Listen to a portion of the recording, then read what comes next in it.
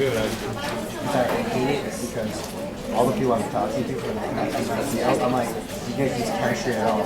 Like Anyways, organic chemistry Okay, and good chemistry. morning and welcome. We started a little early, but that's good. Hope Mary want to speak or CSP today. Before we start, to let you know that our multiple language program, the K-12 program, is going to have a fundraiser. Yes, we can have information here. Yeah, the K-12 program is having a benefit concert fundraising on April the 19th, and some of these flyers are distributed to some other part of the building. And if you can make your time to come and support this program, that would be great. If you can't, please pass out the words to your friends, anyone you know, to come and support the program. And we are very fortunate to have Elizabeth Gisbert to be here today. A little bit about herself, and then we look for information. Now, sidetrack.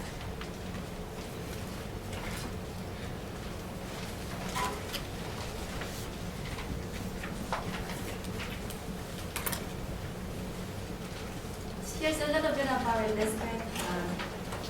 She is a doctoral student of linguistic studies in Australia at National University.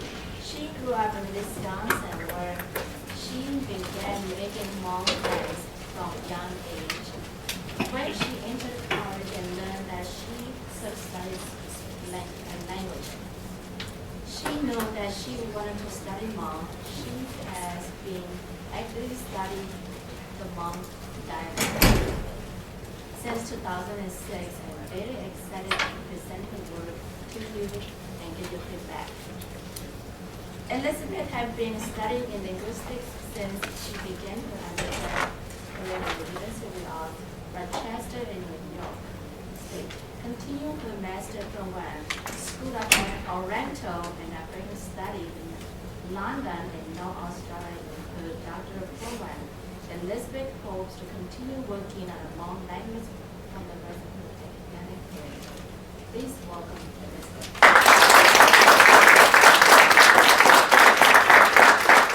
thank you very much. I have to admit I'm a bit shaky at the moment, but I'm sure it'll calm down. So I'm talking today to you all about Hmong as a language without tense. And I'm going to talk about how the lack of tense is kind of what you do instead of using tense, right? And the things that you use include aspect, modality, and temporal adverbs, and certain other things. So I'm going to begin. So just a brief overview. I'm going to talk to you about just a little bit about the Hmong language. I know a lot of you speak it, but just because you speak it doesn't necessarily mean that you know how, like, the analytical bits about it. So we have two very different perspectives, right? You know how to speak. I kind of know how to speak, and I know how to analyze. So it's a very interesting kind of mix. So then I'm going to talk about linguistics. What is it? What are the subfields that I'm interested in, and how do those impact what I'm looking at and influence them? Then I'm going to introduce you to tense, aspect, modality, broadly and then more specifically. And then I'll talk about how Hmong expresses time in various ways, starting with temporal adverbs and deixis, moving on to aspect and modality, and then I'll conclude.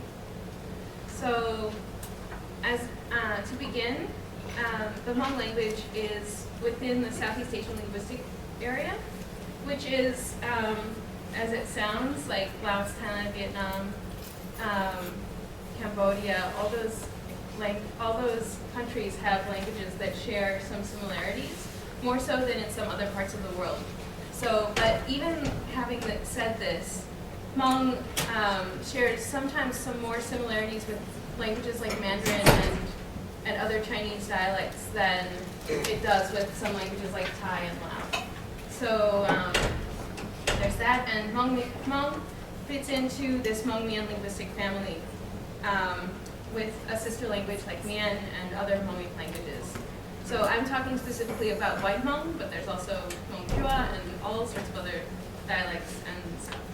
So then to continue, I'm sure you all know that Hmong is tonal, but it's got 8 tones and has additional intonation patterns that lay on top. So not only can you say things like ba ba ba, you know, like, but you can also say things like la la hey, right?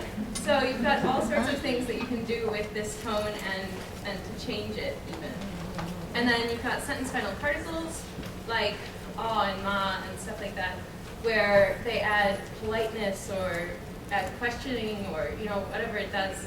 They're really interesting. So then you've got complex initial consonants. So the beginning of your syllables are really heavy in terms of the information that's bundled in them, whereas the vowels are pretty light in terms of how much, you know, how much differentiation you get between the vowels is much smaller than the consonants. So you have like ha, right? Don't versus za versus ha versus, you know, like you get a whole range of different things that you can get at the beginning. And then I talk about the fact that Hmong has no tense. It's arguable, but I think that you will see over time that it's a fairly reasonable argument to make. And I argue furthermore that aspect and modality take the place of and do other things additionally on top of what tense would do.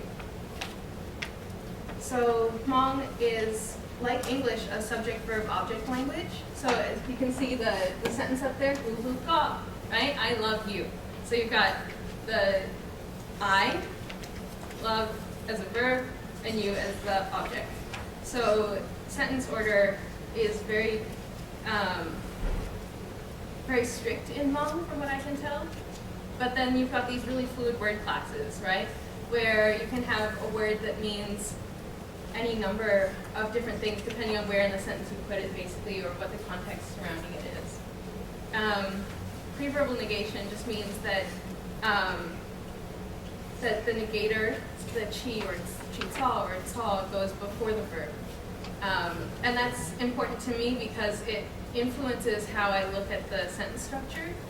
And I look at these a slot language where the words that I'm most interested in terms of tense and aspect and modality fit into slots depending on the verb and the negator and subject and stuff like that. So that's why that's up there. Okay, so we're finally to some examples. So I'm going to just preface this with, I'm going to use the RPA to show all my examples for a number of reasons. I'll just say that that's because it's really easy for me to read.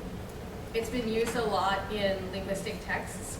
So whenever a linguist works on Hmong, they pretty much always use the RPA. So I want them to understand what I'm writing about. It's not because I have this special affinity for it, or that I don't think that any other writing system is good or important. I think they all have their own importance. But that's just why I'm using this one. So in this one, if you know, the consonant at the end of each of these syllables is the tone marker.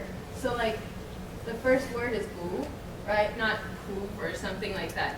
So I'll read most of these examples before I talk about them, but that's just to kind of get us on the same page. So in this example 2, I'll go to the market, right?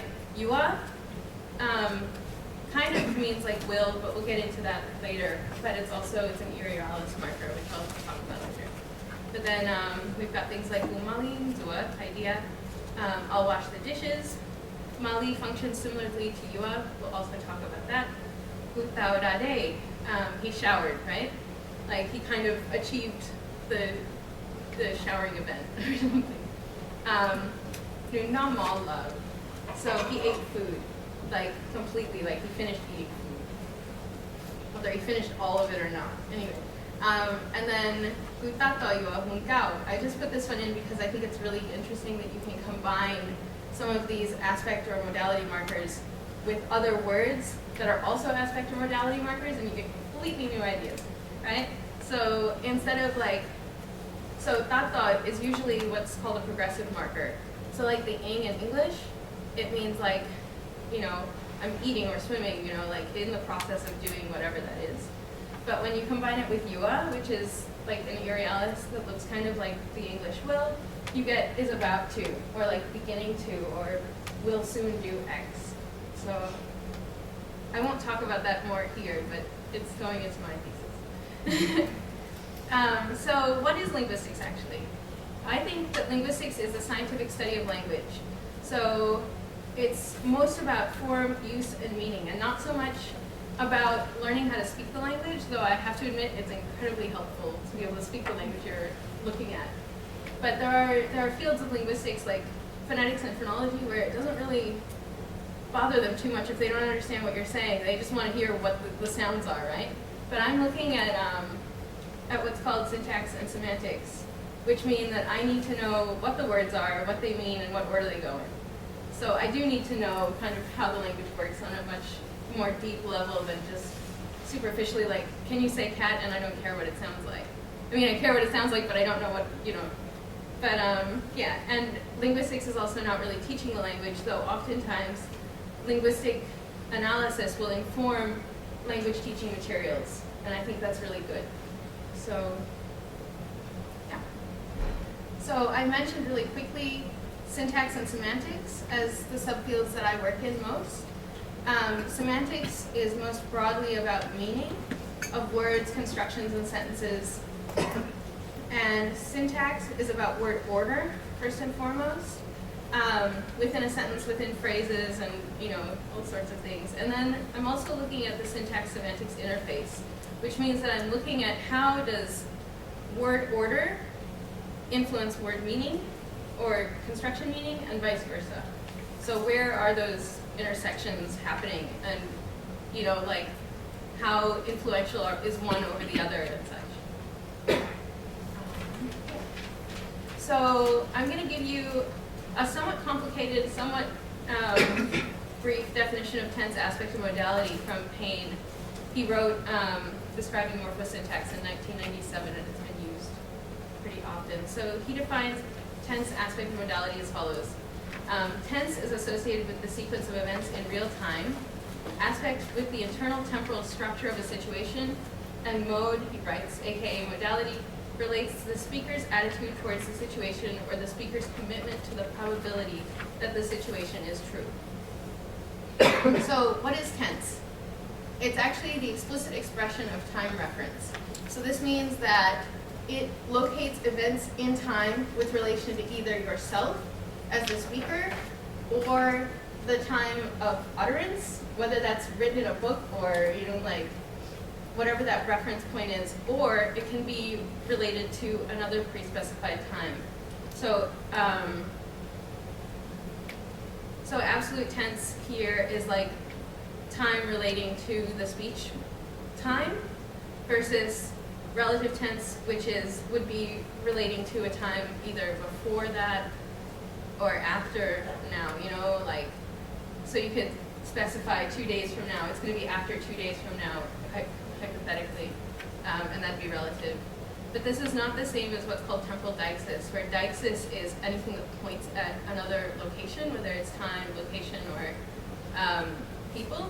So temporal deixis is kind of like pointing at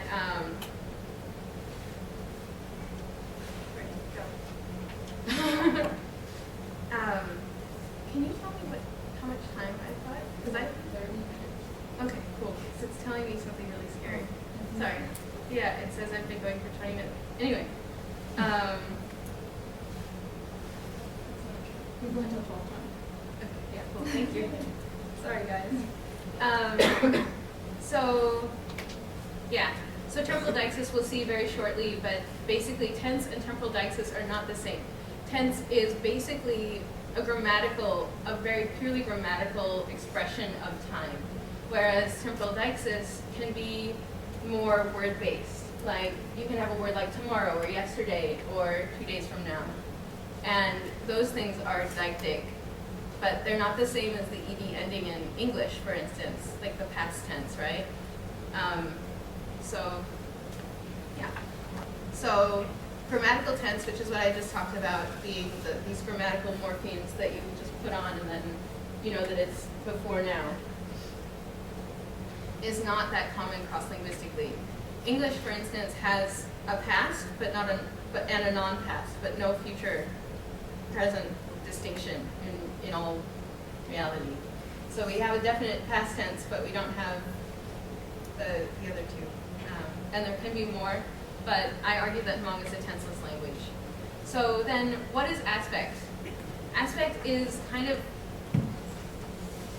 broadly about how we look at events, and in terms of like their boundaries. So we can look at like the beginning of an event or the end of an event. We can look at transitions between one event and another event, whether that event is similar across the time or different. And you can look at duration. So like, is this event happening punctually, or does it happen over the course of time?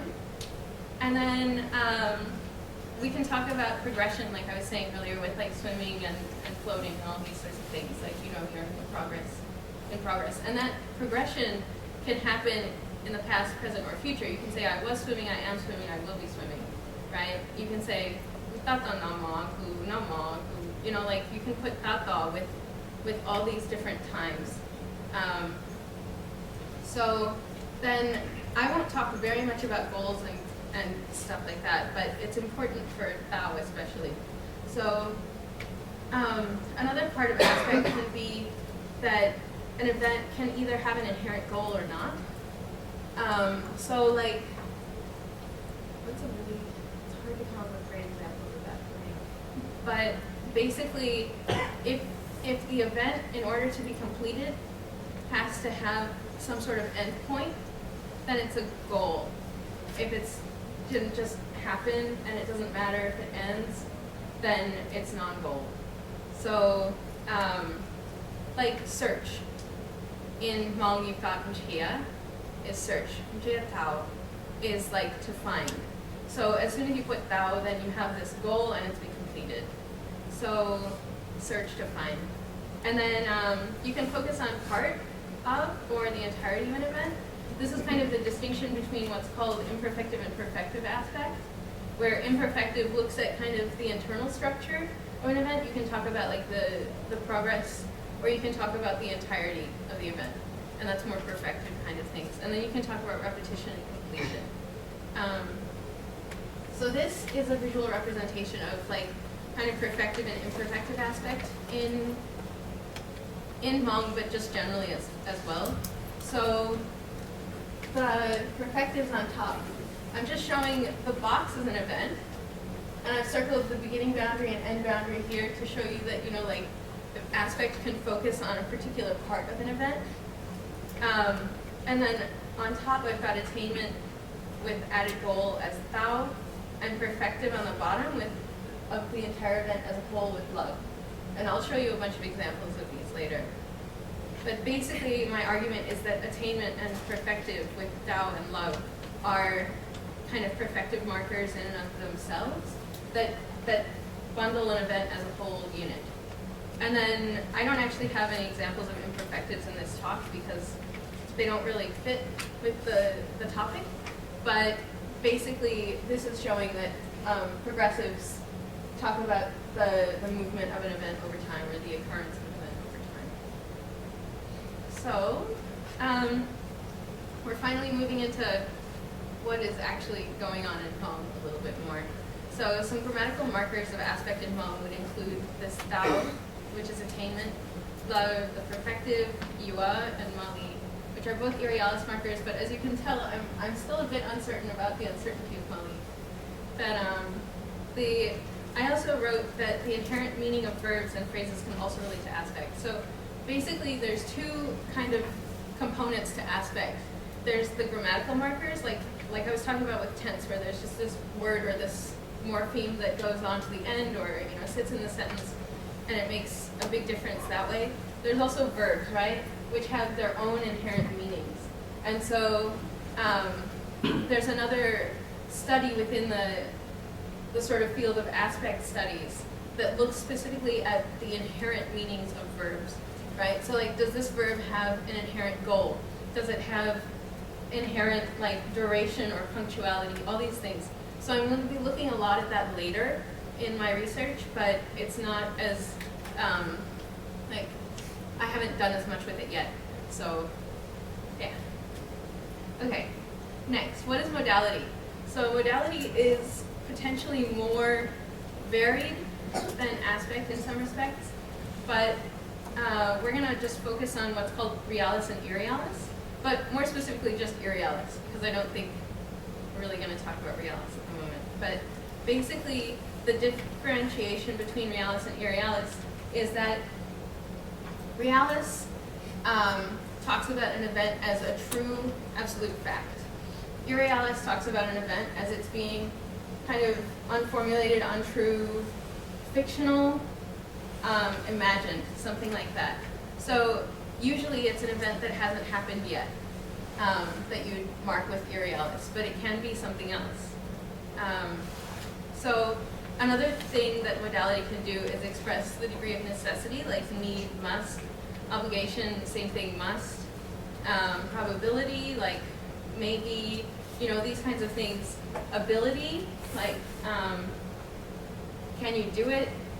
And reality, like I was saying with the realis marker. It's also about beliefs and attitudes of the speaker, or, you know, about a situation, about how likely it is to be real or occur and stuff like that.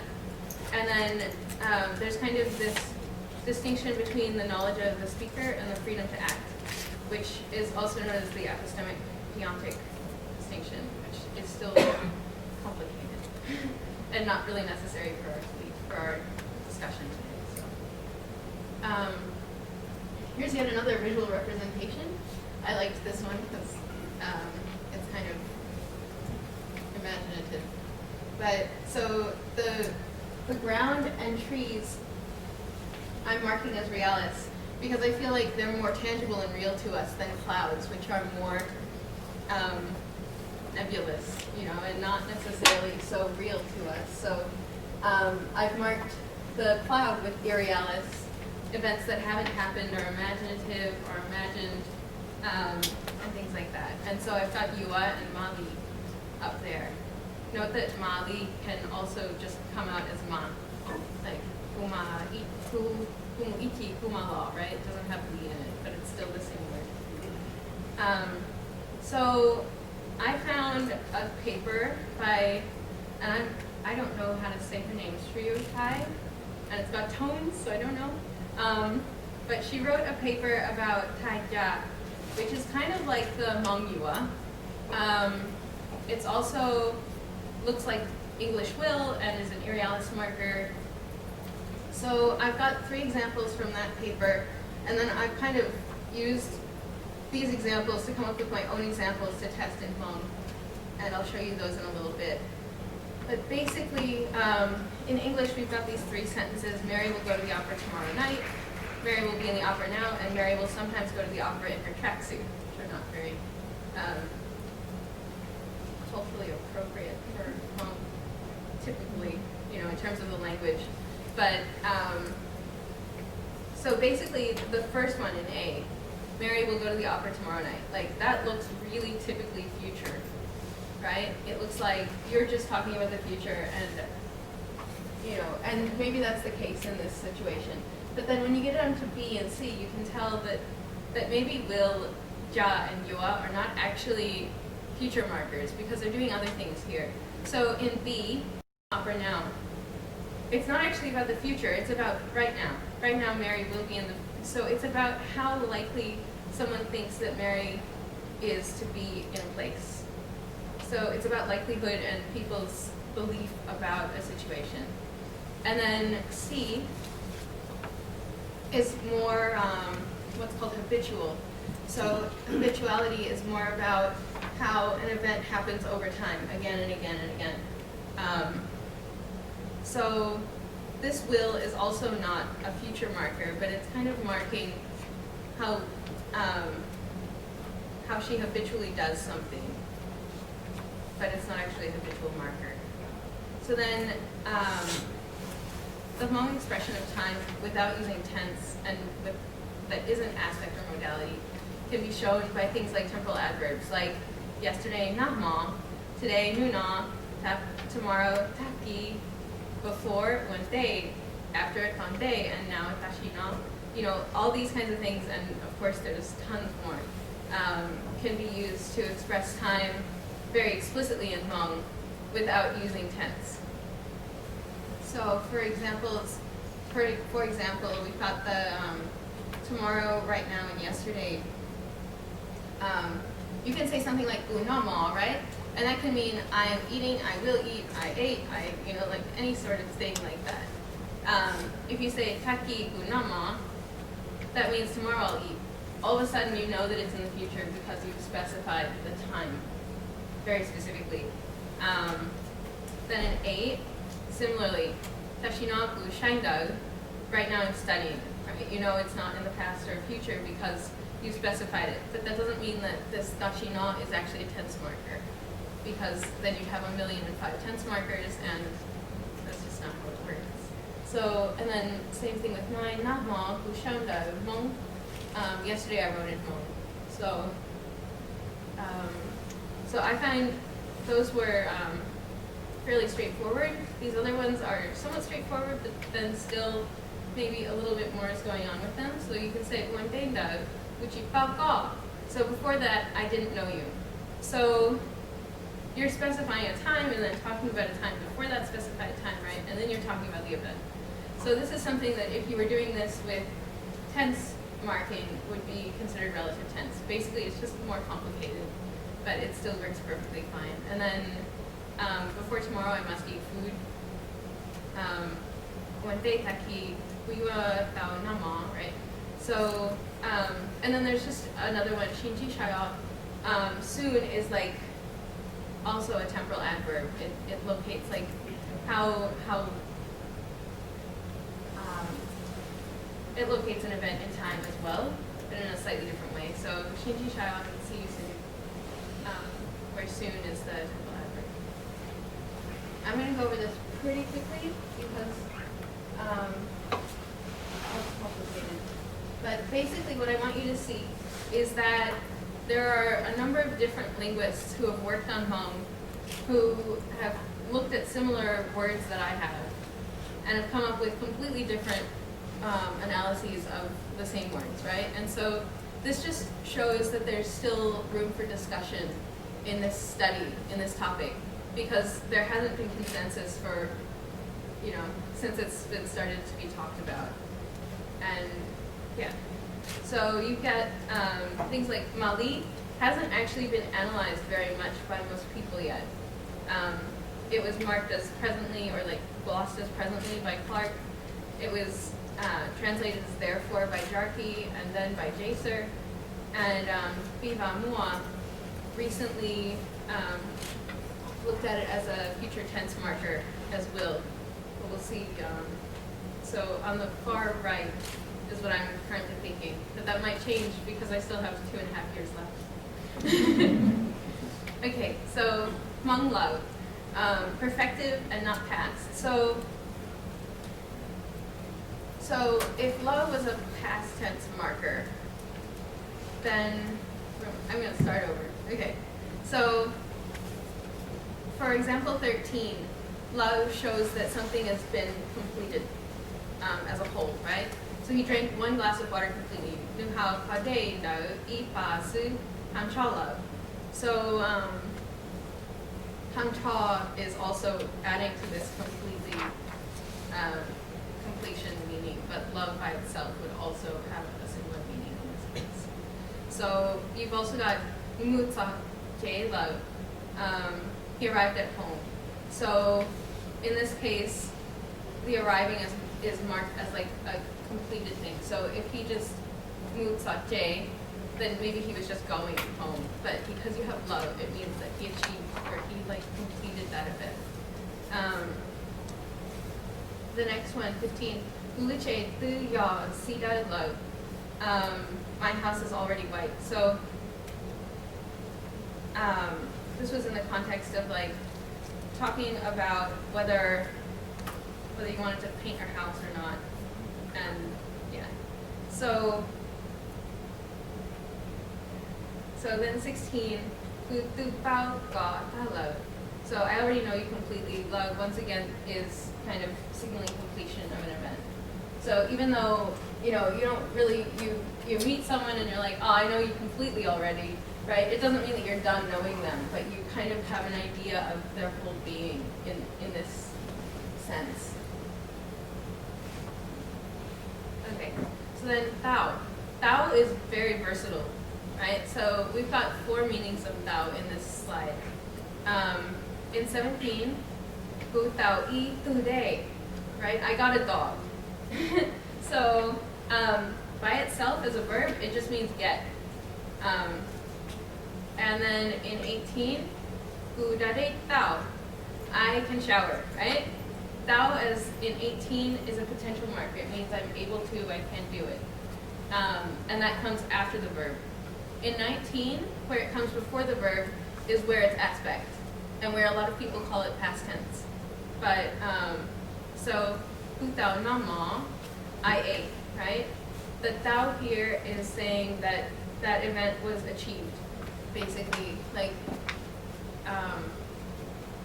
and it's because of this slot that it would come out that way. Because if you said Hu No Ma Tao, that would mean like I can eat food, right? So if you move Tao around, you get totally different meanings. And then Hun Tre Tao Gulum Pai. So this is what's called a resultative construction, where I was mentioning before you've got Mutria, which is search, and then Mutria Tao, where you've got search achieve, right? Effectively, it's like search completion, search I found it, right? What happens when you search for something successfully? You find it. So this Tao can also be used in cases where there's like this goal and it's achieved. So it can even, yeah, I was trying to think of another one. But okay, so Hmong Tao as attainment and not a past tense marker. So in 21, Tao Tsa Big Jiao La, Shada Tia Tao Na Kanja Chia. So when the new year arrives, everyone gets to wear new clothes. This is not a past tense marker here.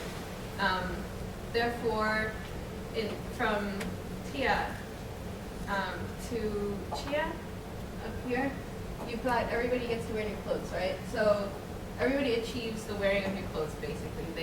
They get to do it. But it's not everybody wore new clothes.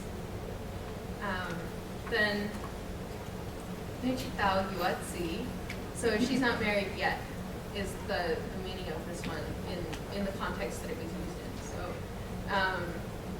this is also not a past tense situation because it's talking about something that hasn't happened yet.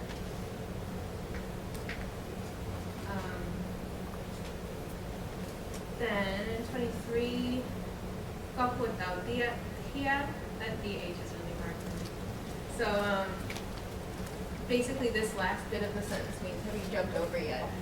So this is also not quite past, but more about whether you've achieved the goal of the event that you're talking about. So, and then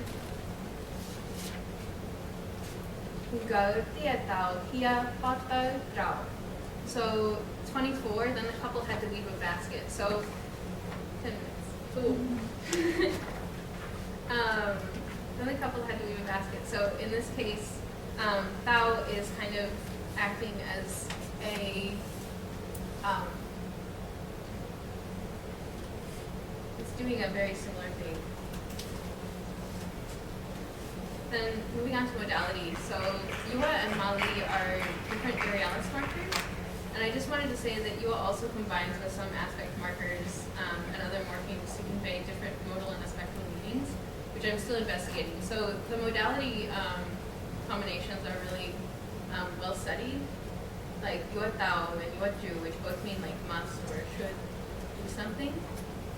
But then something I'm going to be looking at, like I said earlier, is Tatao Yua, like this about to, and Yua Lua may be aspect as well. It's like almost, but I'm still hearing about that. Okay, so then,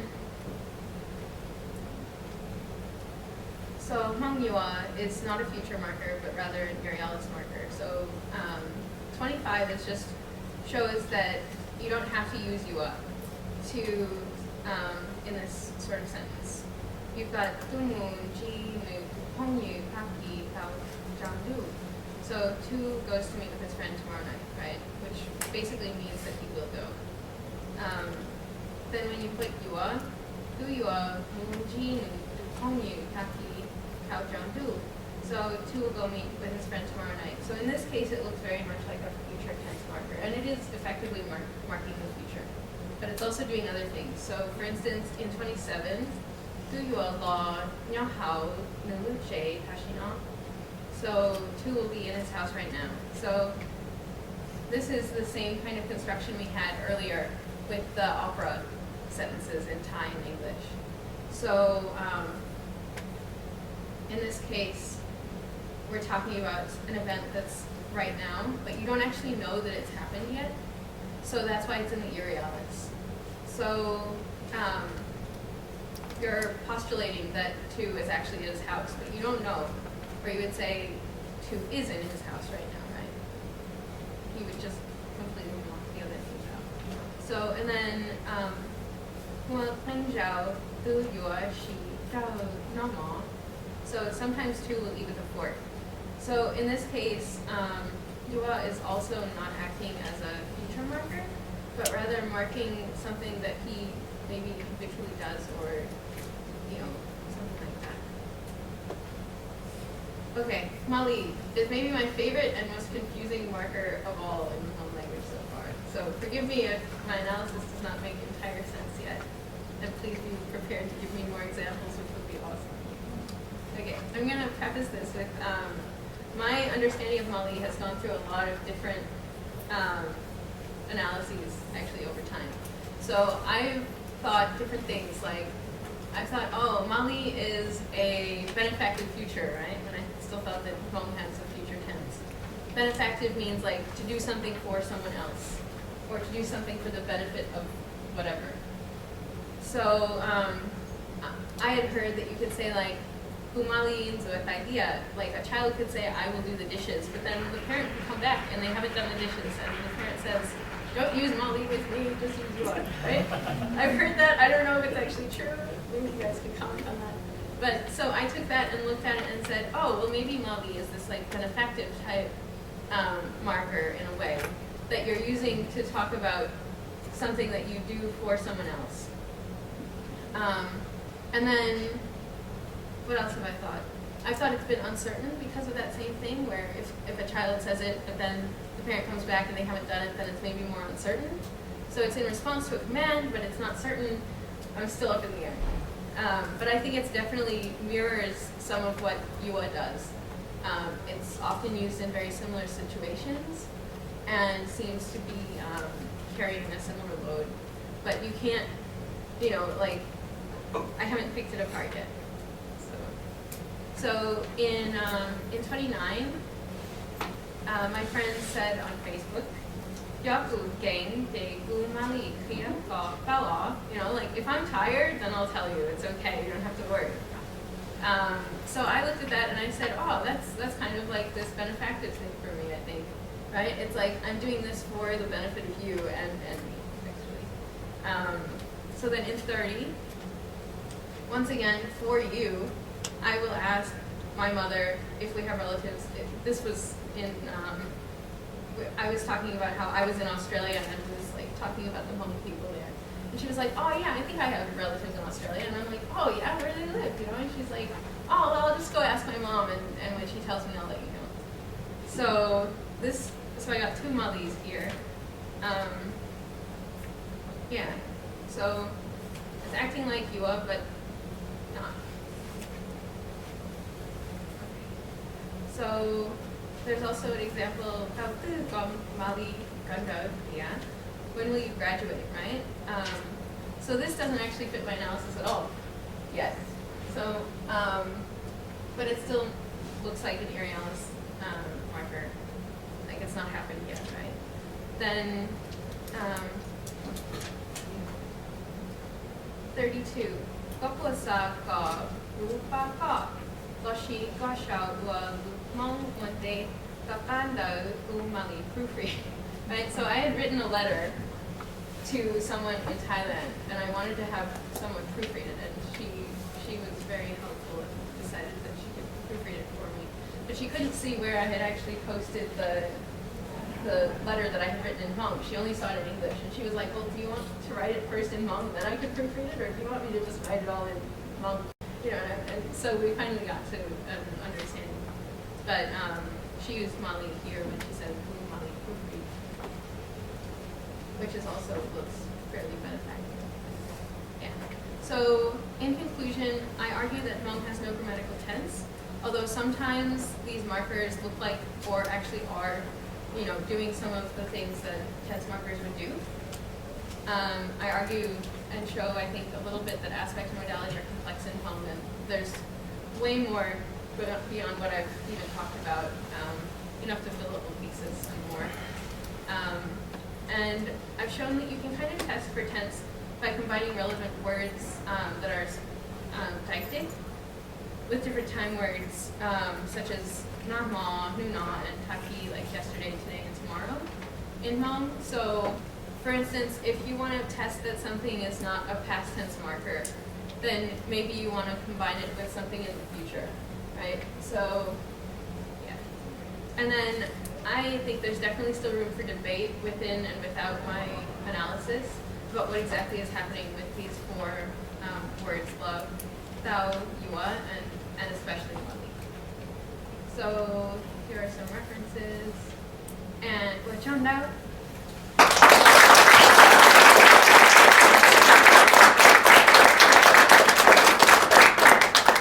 And then we have about a good 20 minutes left, and so this is dedicated to any questions you guys have for Lisa, either about herself personally, as a graduate student. She was a graduate student at London, and she is currently a graduate student at Australia. Yeah. Or if you guys have any questions about her thesis. So this is your time to ask her questions.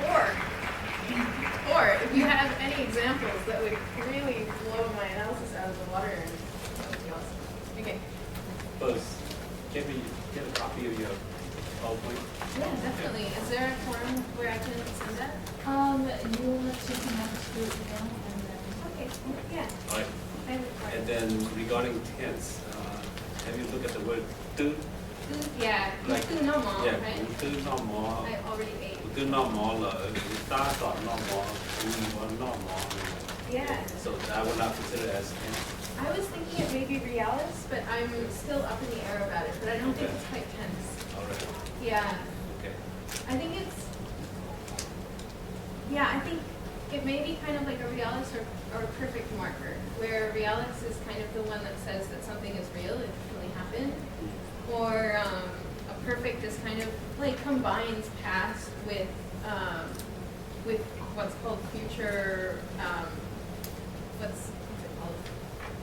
Past time reference and present relevance. So, like the English word have is a perfect marker. I think who might be somewhat similar to that in a way. But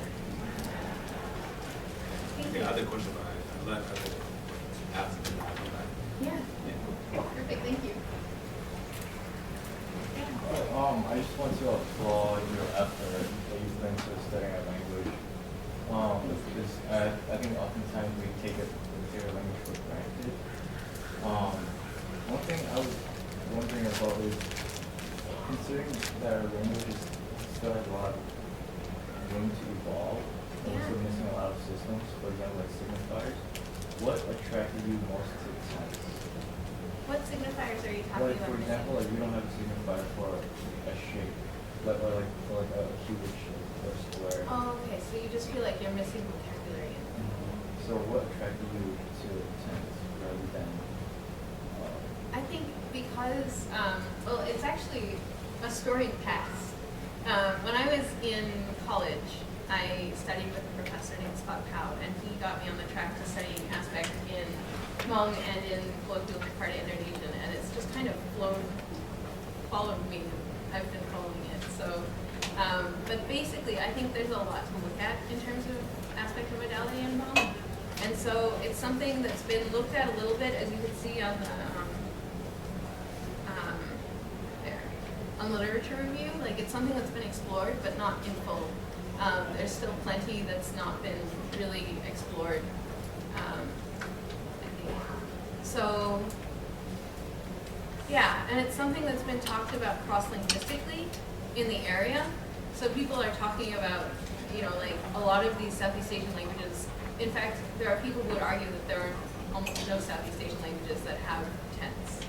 Though you can find examples that disagree with that. And I've toyed with the idea that Hmong disagrees with that. But I think some of these examples show that it's not, at least the words I'm looking at are not tense. But yeah, I think just because there's such a vast and complex array of terms in these fields, that's why I'm looking at it. Thank you.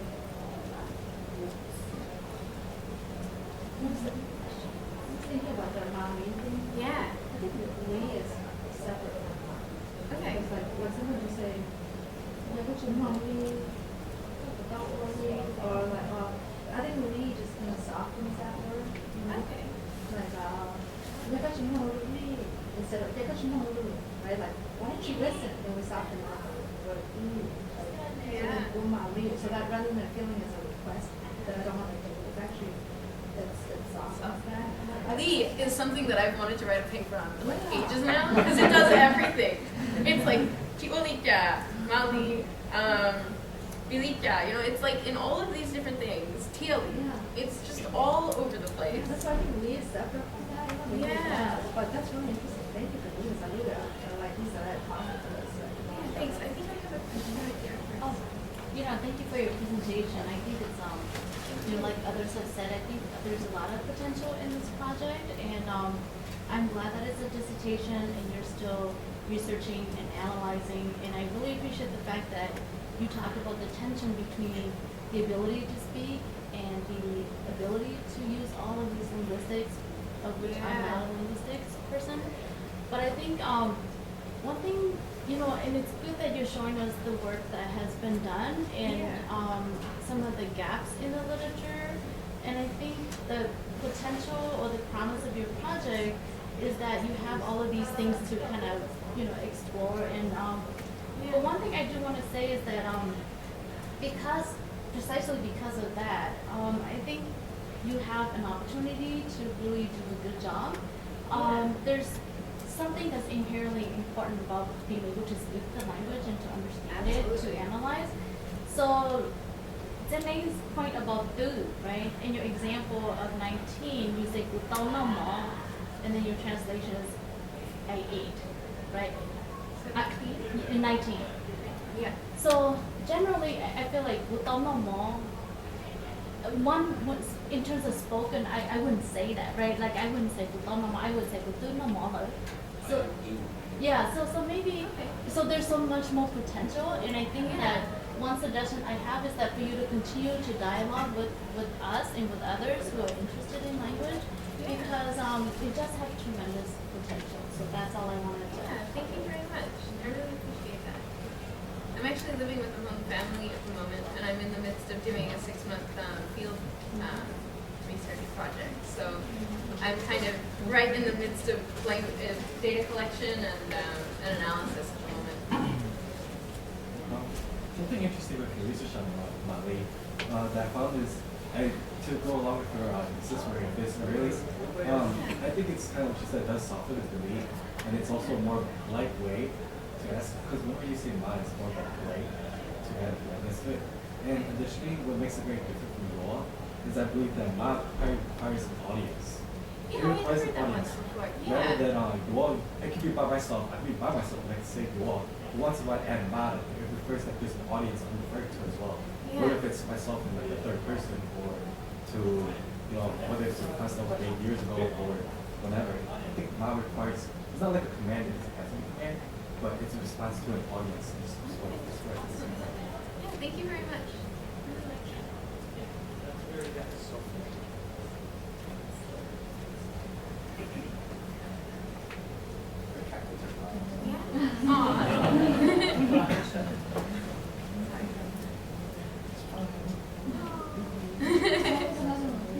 I don't know, but for me, I kind of think Modality is saying, I think I will. No, I mean, it's that kind of sense. I think I'll do that. Or if I go to my left hand, if you tell me, I think I'll tell them. Or I will tell them, like, think. Yeah, so there is this sort of uncertain aspect potentially to it. Yeah. Yeah, it's not as like clear cut, like I will do it. It's like kind of like I might do it. I may. Yeah, maybe. Or, Yeah. like, yeah. Elizabeth, can you tell us a bit more about your research site and who are the families that you're living with? Yeah, I'm We living won't with. seek them out. Huh? We won't seek them out. I already know them. Yeah, we. I'm living with Balva's parents. Balva is the president of the Hmong American Partnership. Her parents are Saiva and Tiapo. Yeah, I can never remember his name. I'm so We sorry. don't know. Yeah. We won't Yeah, so, and I've been going to, like, Hmong adult day centers to try and find people to work with because I find that a lot of them are monolingual Hmong speakers. So I can get my data from monolingual speakers in terms of, like, conversation data. And some of that I've done at the house I'm living at, actually, as well. But then I've been going and using our campus here to work with some students to translate and transcribe and process the data afterwards. So I try and get data from completely monolingual speakers and then translate it with the help of people who speak bilingually Hmong English. She just raised a good point. This is her idea, not mine, but Yeah. we're discussing just in terms of data collection. I mean, language matters a great deal, and when I say language, I mean educational level of individuals matter in terms of the kinds of language that people What they're use gonna to. use, yeah. Yeah, so I'm thinking that if you have a conversation with my mother, not that she's not smart, it's just that the kinds of word choices that she uses will Yeah. vary tremendously from maybe sometimes, we would have a conversation that the type of word choices that we use. Yeah. So just an idea of maybe gathering input from multiple. I mean, you're already doing that, but I think there's still even more Yeah. stakeholders that you could gather I'm input very from. happy to find new places to collect data by all means. Another good example of that is that like people in the city was more modern to the educational, their language of speaking might be different from people who are up in the Absolutely. mountains. So that's something that you need to also put it in place Yeah. and trying to see if you account- study that. account of- Yeah. Yeah, that's pretty tough to account for. But yeah, thank you. Yeah. Just like the second point made by Tia about that. I'm curious why you chose white dialect. And one of my, I guess, point I'd like to make is that in this day and age, we really want any professional that are helping develop or researching Hmong language to perhaps consider more of a uniting effort rather than focusing on one dialect, because we have been divided for so long that the moment you mention one dialect over the other, it's already everybody felt that they're ready. So I would encourage you to be more inclusive. Not only the dialect but the geographical differences. In my teaching, I always use the mango fruit as an example because in northeastern Laos we call it zitong boa. But in northwestern Laos, we call it zicai. And then in central and northern central, we call it zikota. And then now Hmong American call it mango. Everybody, and then whole Laos call it mamuan, right? Mamuan. And then, five names, but everybody might thinking we're going to get 5 fruit, but at the end we only get 1. So that's something that for you as Hmong to be linguists to consider also that to help us unite the dialects. Over time I'd love to branch into other dialects of Hmong, but at the moment it's just out of maybe practicality. Like there are much more classes available in White Hmong, so it was an easier place for me to start. But I'm very much interested in looking But the reason why I share this now in this effort and try to standardize Hmong teaching in Minnesota specifically, so that we teach the standard and not teach by the instructor. Right now, we just follow the instructor, and you're lucky you get a green Hmong, then everybody is benefit from both green and white. But Exactly. if you're unlucky, you get a white dialect like myself, then you're out of luck. I don't know anything about green. So Yeah. But my question is, I saw you compounding some other word like taki or tato, and I just wondered, in your perspective, because of the complexity of the home market, how do you feel about compounding loan words? I was really concerned about it for a while, and now I have been talking with the Right. Yeah. Yeah. When yeah, his colleague was a colleague like that. And so because of that, I feel like maybe it's perfectly fine to compound and write them close together, because, I mean, it's not like you can't look at it and know where the breaks are anyway, because you know what the words are, right? Like, English is a very, very deep orthography. But because of the fact that linguists made the orthography, the RPA, it's a fairly shallow orthography. It doesn't say much other than what the word sounds like. And so, but it's totally possible because of the structure of the syllables and the letters you actually use, that it's very unlikely that you get confused about what the word is if you stuck them together. Right. Okay. Well, it'll be interesting to talk about. Yeah, that'd be great. Thank you. This one is the one that's finished. I want to finish too, right? I owe a lot of money. And I don't have a PhD. It's okay, just go to the Hmong event gate, just donate $1 per person. Here. Yeah. And then if there are no other discussion questions, I have an announcement to make. So we are having 5 minutes, and since we ended early, you have an extra 5 minutes. And so we're now going to go into a 15-minute break and into lunch. And lunch will begin at 12:45. And that will be in the BEC, and we will have guides downstairs to help you guide to the BEC. And then during lunch, we will have special sessions from 1:30 p.m. to 2. When you look at your agenda, that's also noted in there. And this is an opportunity for you to go to a room full of people who share the same interests as you. And the special lunch topics are the following. There are 3. The first one is the guiding process to publication, and that'll be located in Meyer Hall 221. The second topic is life of a graduate student, and also located in Meyer Hall in room 215. And then the third topic is keys to success for young professionals, and that'll also be in Meyer Hall 211. So feel free to take your lunch to these rooms. You don't have to stay in the BEC. You can go straight to these rooms once you grab your lunch. And they start at 1:30, but you can go and sit in there before as well. And then a reminder that rapid tickets and silent auction are still taking place. So log and check out if you have anything like that. And then please note that for session 3, workshops taking place in room 216 will be in here until 17. All right, so your break, everyone. But eventually, I think it's back.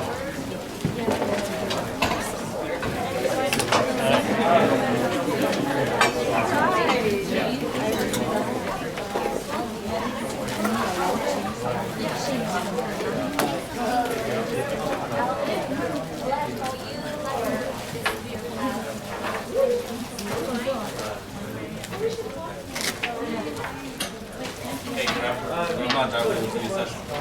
Yeah. BC, yeah, my heart, all we can do that's yeah. This is the second level, the same level as the one. Yeah. I'll see you there then.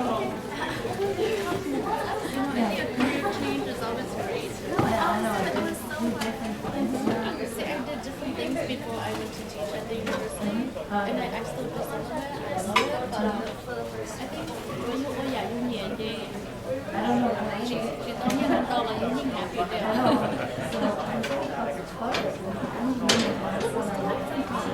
Yeah, that's what you thought you would do for you. No, I never thought of something in my house.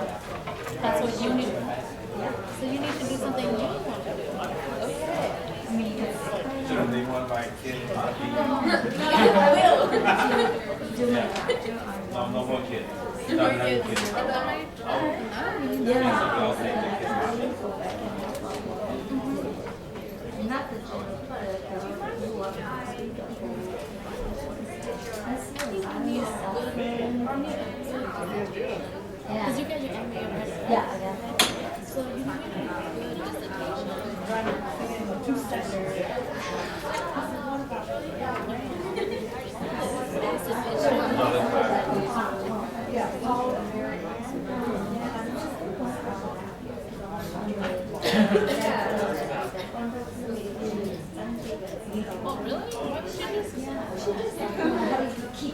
run out of time. No, I've got a bunch of school.